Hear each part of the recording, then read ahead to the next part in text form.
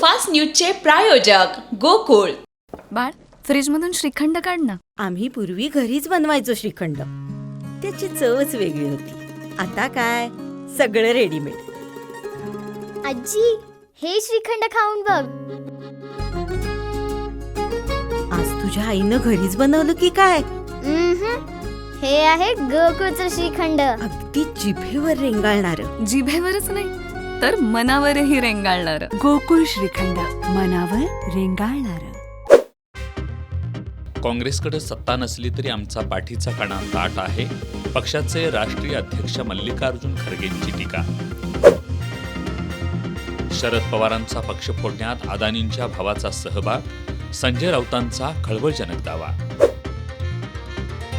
मुंबई महापालिकेत काँग्रेस आणि वंचित बहुजन आघाडीची युती. भाजपला रोखण्यासाठी एकत्र लढण्याचा निर्णय.